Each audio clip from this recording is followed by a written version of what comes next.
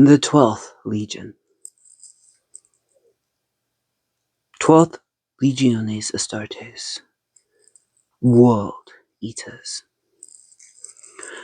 The 12th Legion were monsters long before Horus's rebellion. Of all the Space Marine legions of the Great Crusade, none were so savage and dreaded. They were the hounds of war that brought death as beast, butchers and madmen. The merest whisper of their coming could quell rebellions and send armies into flight and terror. Tales of their predations and massacres were numberless, and their reputation was well earned. In their early days, they unrelentingly macabre, but disciplined fighting force which knew the virtues of tactics and weapons, and could adapt to meet any foe. These warhounds retained a martial nobility beneath a film of gore. Under their Primarch, and later during the Age of Darkness, the World Eaters were stripped of what little remained of their restraint and humanity, becoming the basest weapons of war, without nuance or wisdom. Their coming meant only brutal extermination by chain axe and bolt shell, and worlds drowned one by one in the blood of their inhabitants. The Primarch Angron. Most stories told of Angron's early life cast him as being undiscovered at a young age upon an unknown world. Those that found him were in service to a decadent and vicious ruling elite, for whom human blood sport was the greatest art and principle of entertainment. It was to these murderous games that the young Primarch was bound by the slavers and gladiatorial masters. In time, he became a killer the likes of which they had never before seen. Angron, the Lord of the Red Sands. Angron led a rebellion against his masters, the culmination of which took place as the Emperor arrived above his world. The Emperor had watched with pride as Angron had led his outmatched revolt, but clues to intervene. Upon offering Angron a place by his side, the Emperor was refused. Angron had sworn to live and die with his followers, and could not tolerate a new master. The Emperor, however, would not accept this, and forcibly teleported the enraged Primarch away from the slaughter. Angron would never forgive his father, for without the Primarch's leadership, the slave uprising failed, and his compatriots were mercilessly slaughtered. When reunited with his legionaries, Angron first saw them as enemies, killing many before understanding of their nature and devotion to him. And when he finally accepted them, he promised them a crusade sated by bloodlust, that they would eat worlds together. To his legionaries, the mutilated, bloody, reeking, wrathful figure that now stalked among them as the master swiftly became a kind of savage Messiah, a greater warrior than any had known, an exemplar of brutal ideal of honor and combat that sang to their souls. Angron became to them their first master, displacing for many the loyalty they had once given their emperor, becoming the judge, the general and conqueror, whose banner they would follow into the depths of hell itself. Hey friends, it's me, the Ebony Otaku, the well-rounded nerd. We're back in the lore of the Horus Heresy.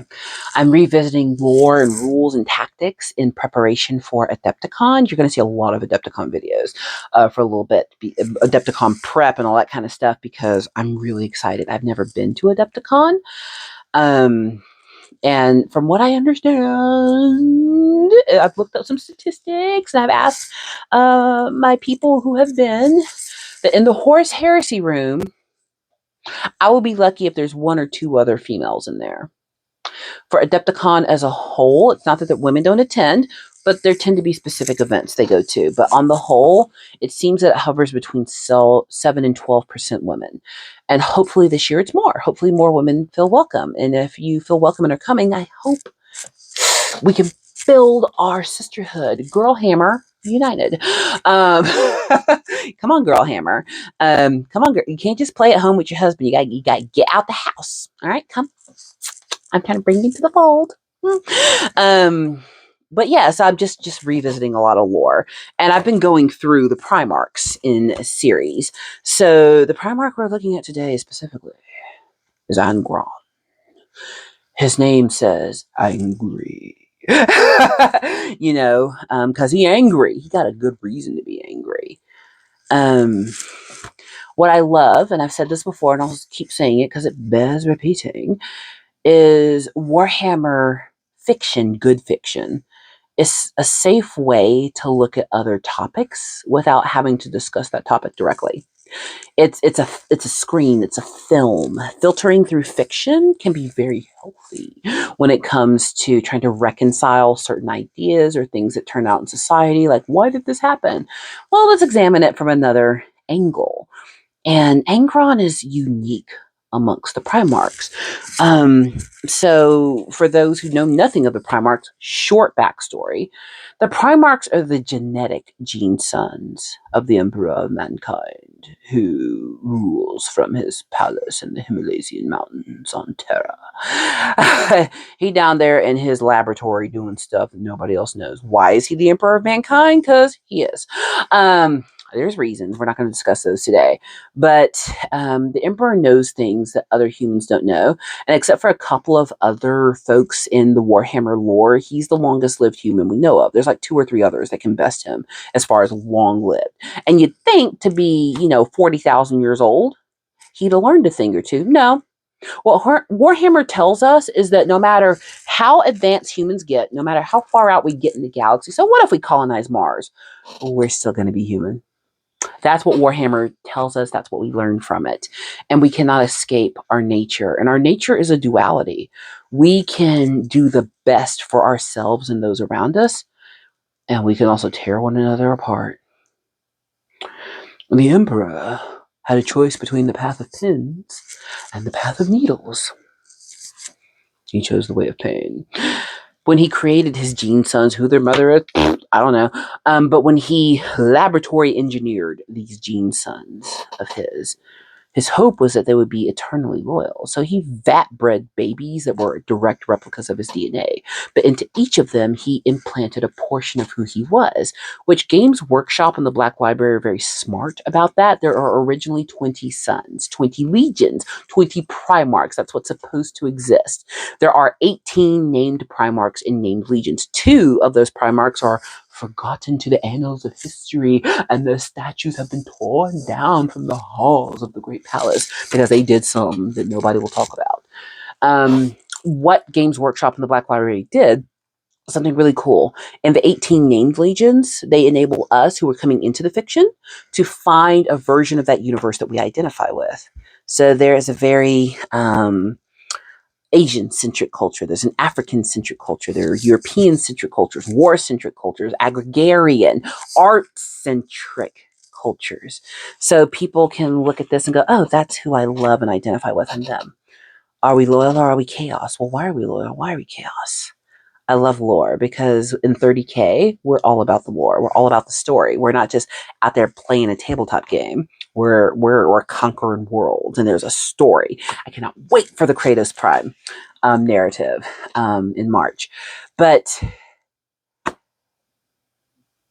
the Emperor made a mistake. No, I'm sorry. Let me back up. The other two legions that are lost, those are really left open for you to create your own legion. How smart is that? So if none of these legions jive with you, create your own. That's why there's 2 blank spots. Yes, there's lore involved, but that's the marketing reason why there's 2 blank spots. That's the money reason the 2 blank spots are there. So the Emperor, something happens in his laboratory where his babies are being vat bred.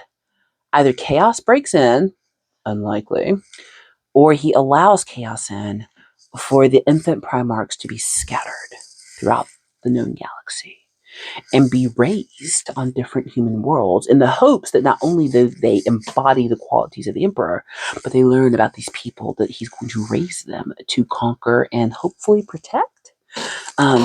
Because Warhammer is the ultimate exercise in equality. All can fall as a sacrifice to the Golden Throne. All may be fodder for the ruinous powers. It's ultimate equality. Anywho, so the Primarch babies are scattered across the universe in very different worlds. Some land on worlds where people recognize that this infant, whatever it is a god, basically. They're demigods among humans. And they're like, whoo, worship it. And then when the Emperor shows up to claim his son, that son is like, yeah, hey, Dad, what's up? Let's go conquer the universe. And then on other worlds, they're like, you know what? You're a baby like anybody else. Prove it. And that's the kind of world that Angron landed on. Angron is the Primarch of the Wood Eaters.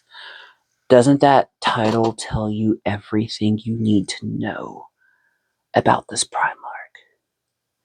The Emperor makes this mistake with a couple of Primarchs. He assumes because he is the Gene Father, the Messiah, that they will bow the knee and follow him because he made them. That's his right. Of course they should swear fealty to him. How often do parents whip out the old line, I made you?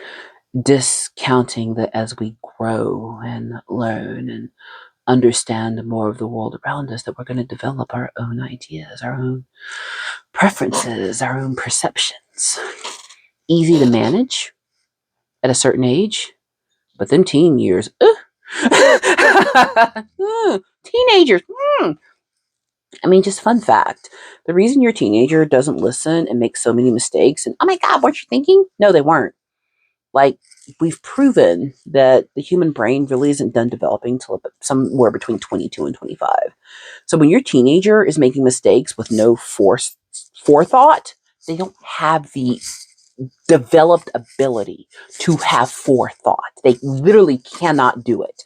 And the ones that do are just really good parroters of what's been presented to them as far as their, paternal and maternal and then greater society. But for the most part, about 12 years old to 19, they a whole problem. So are you. What, you got to be a problem and they can't be a problem? Good for you. I was a problem. You were too. And those years, we call them the formative years for a reason, because they are forming who they are and who they're going to be, their identity, how they want to perceive themselves in the world. And every one of us is allowed to do that. Sometimes that forming, storming, and norming does create a path where we identify with how and where we were raised and we pursue that. And sometimes we rebel against it. And sometimes we harmonize with it, even if we don't agree.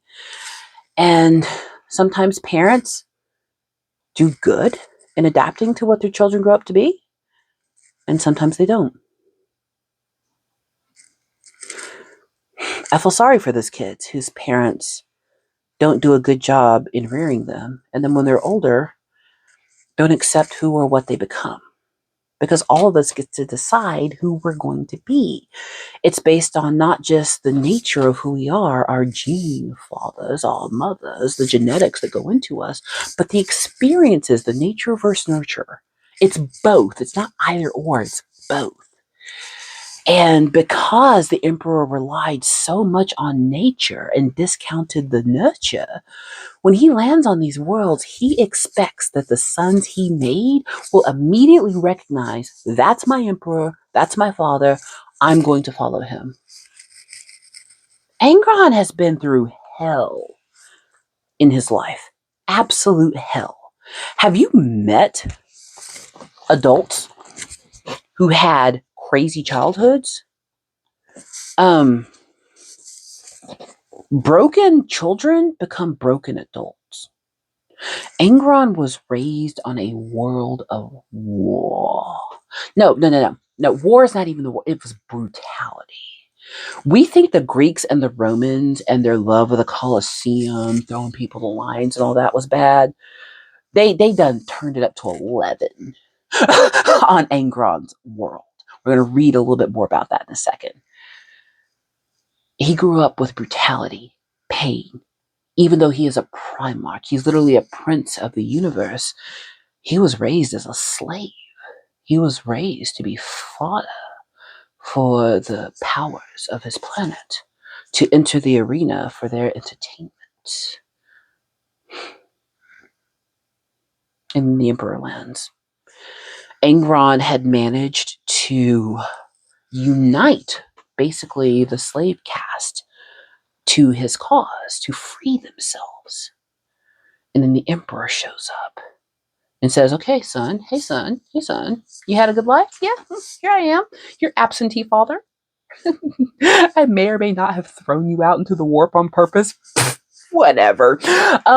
Here's 10,000 years back child support. Follow me. And Angron's one of just a couple of Primarchs who look at him and go, I don't know you. I don't know you from Adam.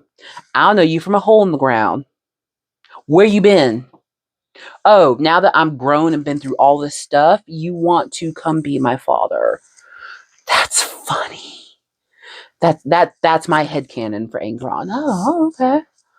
All these children who may not have known their mother, father, or both, and then they show back up in their lives like, I'm your father, you have to respect me. I'm your mother, you have to respect me. Do I? I don't know you. And you don't respect who I am. You don't respect my experiences.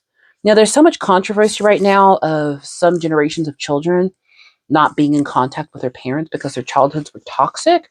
Look at me.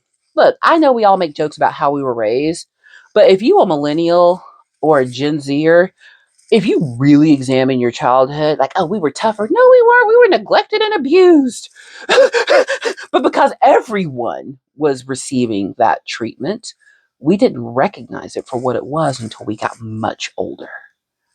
But Angron's recognized it from the beginning. And when this stranger shows up and says, I'm your father, your emperor, your God. He didn't say God, but he said God. Angron said, no, I'm not buying your bovine scatology. Jog on, duck, jog on. And you know what the emperor does instead of walking away? He could have walked away. You know, if somebody says, I don't want you in my life, you can and walk on. Go find people who want you around. Don't stay seated at a table where you are not celebrated. If you are only tolerated and not celebrated, get up and go find a place where you are celebrated. Because trying to force yourself to be celebrated somewhere where they really don't want you, it's only going to bring you heartache. Your people are out there. Go find your people. Angron said, I found my people. I don't need you. I don't know you. I don't need you. Get gone. Get gone. And the emperor would not take no for an answer. I made you. I own you. How many parents do that? Look, I get it. I'm a mom. You know, these humans that we're entrusted with their lives. We want the best for them, but sometimes we forget that they're going to grow up to be their own independent person. And if they make an autonomous choice with the information available to them, I got my youth, I got to make dumb decisions and then, become what I am today. Guess what? They get to as well. I'm just going to be here if it turns out to be a wreck, and I will influence them where they will allow me. That's my view. That's not your view, whatever. So when Angron says no, the Emperor says, you know what? I'm going to take you by force. I tell this to so many groups that I coach. Just because you got a title that says, I am over you, does not mean you get automatic respect. That's not how that works. Never has, never will. I'm the manager. I'm the senior manager. I'm the VP. So? Are you a good boss or do you suck? Because they may do the work and hate you behind your back. Because people don't quit companies, they quit people. They quit people who don't treat them right or do them right. They may love the company, but if the person directly over them is trash, they're going to leave. It's complicated. People are complicated. There is no cut and dry on how a person should respond to extraordinary circumstances. We've all had very different lives. You may think, based on your experience, this is how I should show up and respond and react. And based on my experience, this is how I think I should show up, respond, and react. And where the Emperor fails so greatly, even though he intended, and it happened, for his Primarch sons to get experience with their human counterparts across the galaxy, he failed to take into account that those paths may lead them away from him. And that as independent beings, they have the right to choose what they're going to be. I don't think anything, this is me getting a little personal, I don't think anything angers me more. One, the mistreating the kids. You mistreat a kid? Look, I'm real peaceful. I'm a good Baptist girl. I will come for you over kids. But taking youth and childhood away. We all deserve the experience of growth, of learning. Yes, we have to protect our children from great harm, our youth from great harm. But we also have to give them enough leeway and runway to explore, to understand. Because because of what you experience. And there's so many things we don't want our kids to experience. But experience is really what teaches us. And without experience, we don't become what we could really be. It's a delicate balance. And the Emperor sent his kids off to have experiences, but he thought those experiences would mean, you're going to love me. That's not a guarantee. When you send your kid to college or camp, travel soccer, whatever it is, they may leave your perfect little angel who does everything that you think they should. They may return a different kid. That's the risk you take when allowing outside influences. And there's no completely protecting your kids from outside influences because the world, humans are designed to live in community. We can't make it in this world on our own. We can't. Even people who go out and homestead, where you get the materials to build your house, because a lot of the arts to build shelter and raise food on our own are gone. Where'd you get them chicken eggs? So that you can have chickens. There weren't chickens just running around in the forest, were there? Where'd you get that first baby cow so you can now have cows? There are few, even when you look at, unless they are uncontacted tribes, and even they're not alone because it's a tribe, but if you look at people who have been nomadic over history, like look at how they lived 100 years ago versus now. Now they never needed, motor scooters and four-wheelers and, snowmobiles. Now they do. When before they used, caribou and horses. We're not designed to be alone. We are designed to make community. Even if we try to cloister our children, it's going to happen at some point. It's complicated. And this is where I don't hate chaos so much, because chaos was neutral. There are two schools of thought that the Emperor was invaded by chaos and his sons were lost to him. That's in the foreword of some books, but it's also inside of the text of some of the novels that he let them go. I think he let them go on purpose. I think he has this whole fortress, and without one day he's making babies, the chaos breaks in. He's 40,000 years old. That did not just happen. Can't be convinced. And he took a risk. And he's unwilling to accept what that risk truly means. Some of your sons are going to recognize who you are and follow you, and some of them aren't. And some of them are going to go through things that are so unspeakably horrific that the child you sent out into the world will not be the son who returns. The butcher's nails. In order to cope with the rigors of their training and ceaseless campaigning, a dark practice evolved within the ranks of the World Eaters. The use of a psychosurgical implant known as the butcher's nails. This device enhanced aggression and pain tolerance far beyond that which even the gene-engineered flesh of a space marine could bear, but left them devoid of joy or peace, save for that found in battle. Angron had been subjected to the butcher's nails by his slave masters, and this cranial implant served as a template for his legion. However, Angron's implants were relics of a long-lost technology, little understood even by their makers, and removing them from Angron for close study would have proved fatal to the Primarch.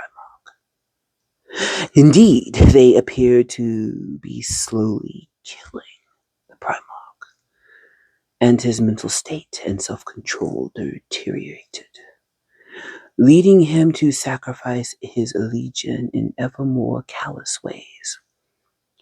Because of this, early attempts to duplicate them by the combined efforts of the Legion's tech marines and apothecaries appear to have been far from successful, and resulted in high rates of mortality and irrevocable homicidal frenzy on test recruits. However,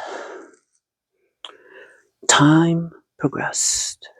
A viable technology was replicated and steadily improved, and entire newly formed companies of recruits were implanted, as well as existing World Eaters who volunteered for the dangerous operation. The majority of these were absorbed back into the Legion's line units, while those deemed perhaps too unstable for such tasks joined a growing number of near-berserker assault units known as Rampager squads.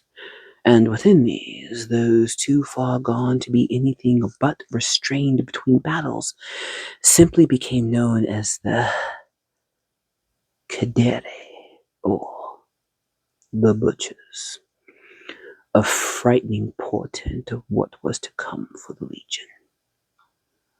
Angron was easily turned to the designs of the War Master, and would be counted as one of his first and initially most loyal allies. A vision of blood, he cut a terrible path through his own legion at Istvan III, and when at last he was done, the World Eaters were dedicated utterly to the War Master's cause. I think what the story of Angron and the World Eaters teaches us is sometimes there's no undoing the past.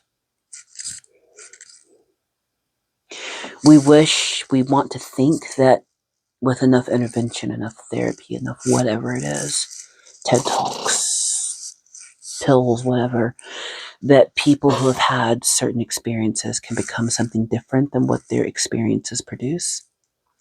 It's not always the case. Sometimes hope is lost. Sometimes people cannot outgrow what happened to them. And when their oppressors become too oppressive, they will seek a cause that recognizes who they are. My parents don't understand me, so I'll go with this group. My church doesn't understand me, so I'll join this group. My spouse doesn't understand me, so I'll go over here. That's not a delineation between right and wrong. That always exists. It's a statement of what is.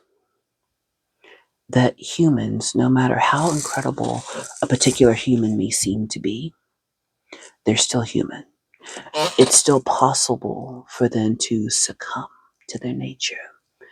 That if circumstances are too extraordinary, if the challenges are too tall, if the mountains are too strong, as much as we would want it to happen, not everyone's going to overcome. In fact, a lot of people will succumb. And for those of us who are able to face our challenges and overcome our mountains, we then have to decide how we're going to react to those who weren't able to do so. Just because I was able to doesn't mean someone else can. That's where education in empathy, understanding the human nature becomes very valuable to us as people. Because you have experiences, and those experiences are valid. You have a story, and that story is who you are. It can't be undone. If I was to meet you as a stranger and decide to tell you to be something other than what life had shaped you to be, that would take a lot of hubris on my part to do so. You wouldn't appreciate it, and you shouldn't. Because for one person to offer another advice requires a will to understand, a will to listen, to see into one another. Intimacy. That's what intimacy is. See into me. And the emperor would not see into his sons. Because he created them, he expected their unwavering loyalty. He forgot that even though they are demigods, gene sons of the emperor, primarchs, gene fathers of legions of soldiers, demigods, he forgot that they were still human. This is a different kind of story today. What can I say? It's Warhammer. Please like, comment, and subscribe. I'll see you.